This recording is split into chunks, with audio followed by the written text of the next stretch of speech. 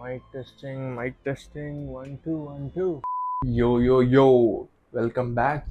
I know 3 months ஆச்சு video upload பண்ணி, but what to do, life has been ரா டாகிங் மீ.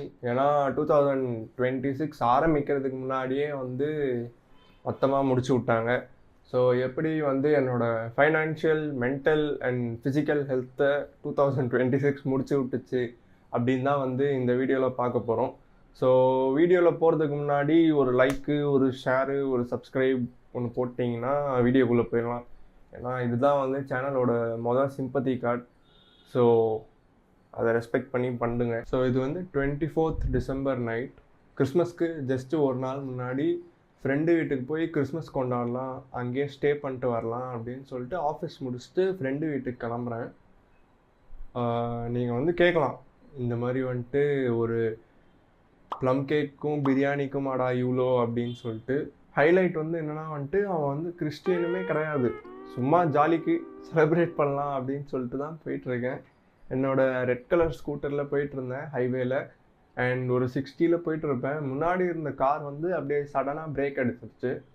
ஸோ நானும் வந்து எப்படியோ அந்த 10 வருஷம் பழைய ஸ்கூட்டியில் ஏபிஎஸ்லாம் கிடையாது, எப்படியோ காம்பினேஷன் பிரேக்கிங் அப்படியே லெஃப்ட் ரைட்டுன்னு யூஸ் பண்ணி பிரேக் பண்ணி கரெக்டாக வண்டி பின்னாடி போய் நிறுத்திட்டேன்.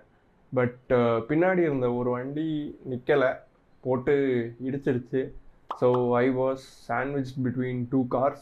So this wasn't the sandwich massage I was expecting for 2026.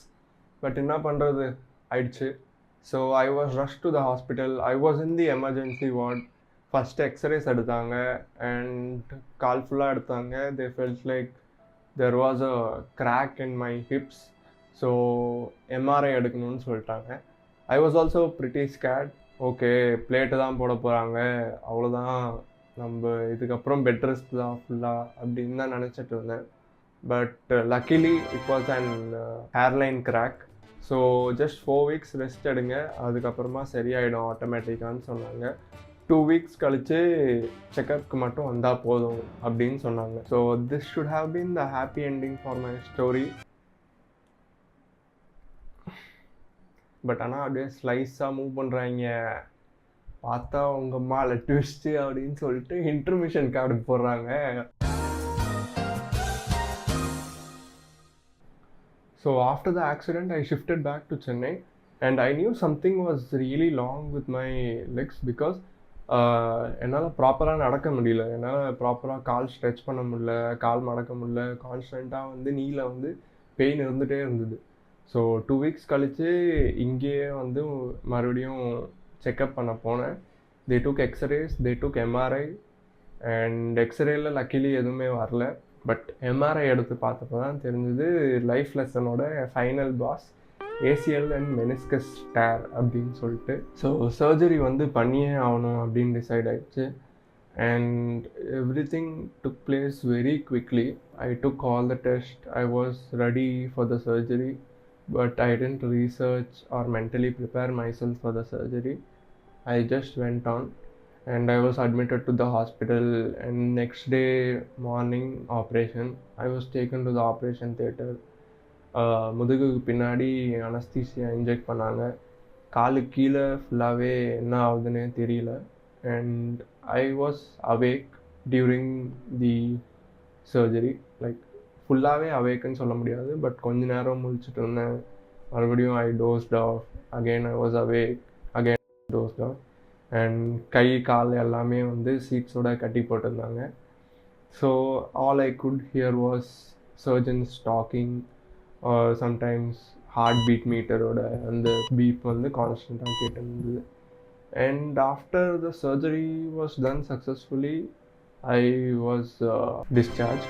So இதுக்கப்புறமா தான் வந்து டாக்டர் வந்து பிரமாதமாக அவரோட வேலையை எப்படி என் வாழ்க்கையில் பார்த்து விட்டாரு அப்படின்னு சொல்லிட்டு நீங்கள் பார்க்க போகிறீங்க. ஸோ நான் ஆல்ரெடி அண்டர் வெயிட்டு. அவர் சர்ஜரி முடிச்சுட்டு இவ்வளோ பெரிய கட்டு வந்து காலில் வந்து கட்டிட்டார். ஸோ அவர் வந்து என்ன சொன்னார்னா, சர்ஜரி முடிச்சுட்டு 2 weeks and you will B walking well அப்படின்னாரு. சரின்னு சொல்லிட்டு நானும் டிஸ்சார்ஜ் ஆகிட்டு வீட்டில் 2 weeks ரெஸ்ட் எடுத்துகிட்டு அப்படியே ஜாலியாக ஹாஸ்பிட்டல் வரேன். பார்த்தா அந்த கட்டை கழட்டிட்டு இன்னொரு கட்டு மறுபடியும் கட்டிட்டார்.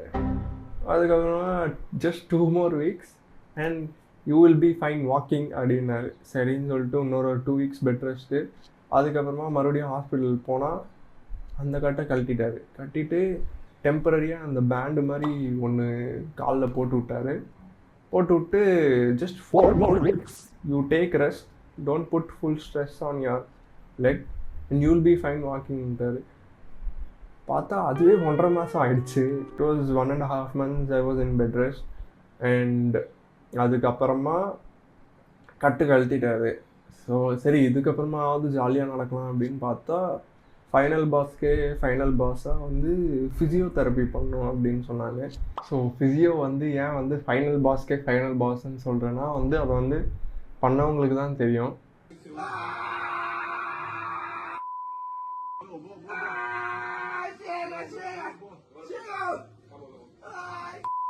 நான் வந்து ஜிம்மில் கூட லெக் டே வந்து ஸ்கிப் பண்ணுவேன். பட் இங்கே வந்து ஃபுல்லாகவே லெக் எக்ஸசைஸ் தான். அதுவும் every alternate day. That went on for like 1.5 months.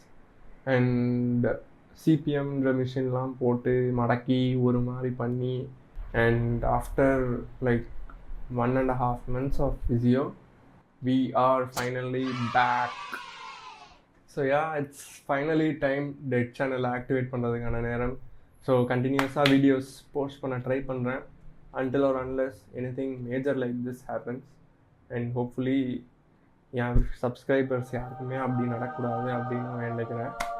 And S, கமெண்ட்ஸில் வந்து வெல்கம் பேக் அப்படின்னு எழுதிடுங்க.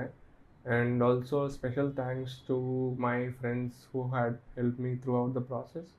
Subscribe.